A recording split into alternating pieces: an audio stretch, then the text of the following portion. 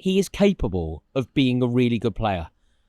But I find his conduct as a man quite often repulsive.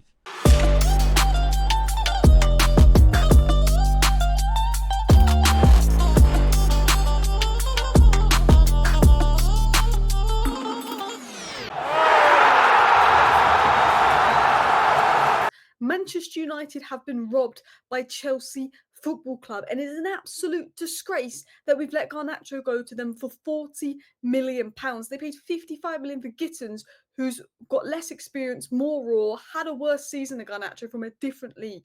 They sold Madueke, that is older and not as good as Garnacho, for £52 million. Chelsea have mugged us off. And if Garnacho does go to Chelsea and doesn't succeed, I'm sure Chelsea will still sell him for about £70 million to Arsenal in 2 seasons' time, because Chelsea are the kings of the transfer market, and it makes me fuming because Manchester United have been mugged off, and there's Chelsea fans going, no to Garnacho online, no to Garnacho online. I'm telling you this right now as someone that watches football and does not go off social media PR, and also understands that Manchester United is a toxic club that makes every player look worse than they are, that Garnacho is a better player than Jamie Gittins, who has maybe arguably got a higher ceiling, but right now Garnacho is a better player. And I say that Garnacho is a better player than Nico Williams. He has worse PR, because I watched a bit of Athletic Bilbao last season and I couldn't tell you a difference between Garnacho and Nico Williams. First of all, I just want to say this. First of all, I just want to say this guy getting gone out of our football club is a big positive thing. He's a complete freaking melt job. He is a toxic element of this football club that we need to dispatch of. So that's great. Get rid of this absolute toxic little melter.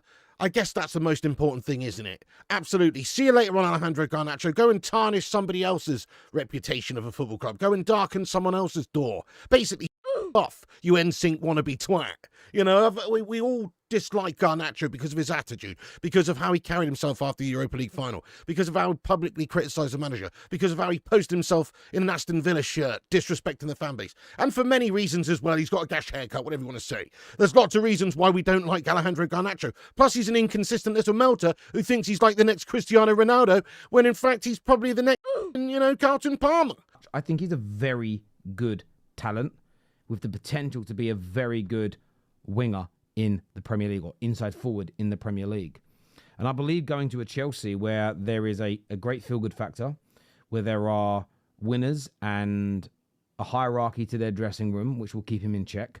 You have a club that is at the end of its rebuild process and about to move into the realms of we're purely judged on what we win. They've fixed their cultural issues, their wage structure's in a good space. They've built something. And I stand with what a lot of Chelsea fans have said. I get people go, just have standards and buy the best players in the world.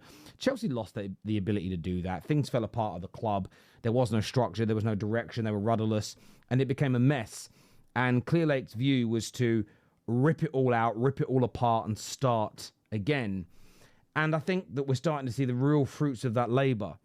And although some people live in a world of, no, when you spend that amount of money, you should be winning leagues, I do not think they're looking at the entire picture when it comes to Chelsea. And I think Chelsea are going to keep breaking hearts, and they're going to keep winning trophies, and they're going to keep getting better and better. And I think Garnacho's a good part of that. I'm glad he's gone. I am very glad he's gone, but I don't think it's a good deal. There's no add-ons if he does well. And a 10% sell-on fee means that if he goes for £100 million, we've made 50. So I don't think it's very good.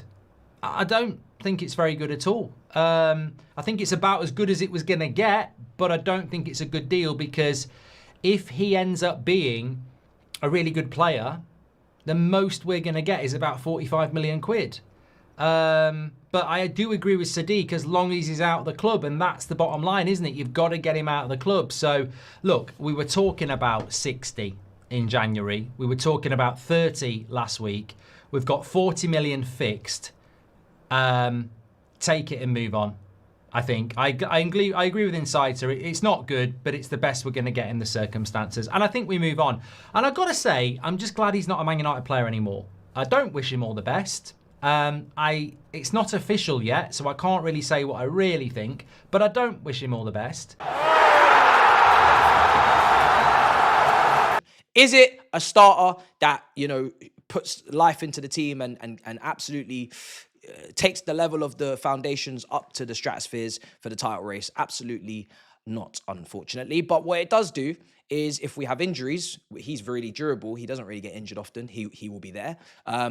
And yeah, Barcelona high line, he will be there. Any team that really wants to come with the high line, he will be there. Aggressive, I want pressing.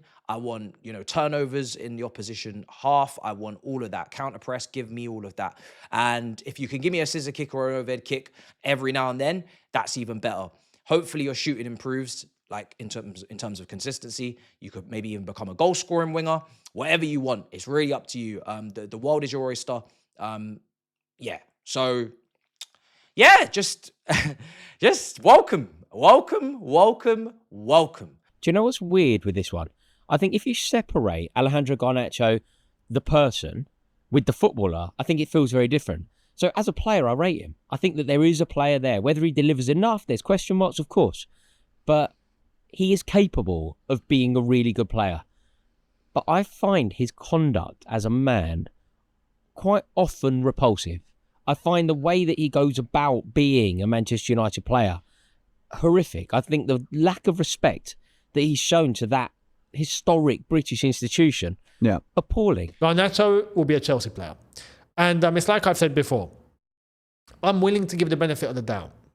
And why? Because look at United. Even without Garnacho, Grimsby.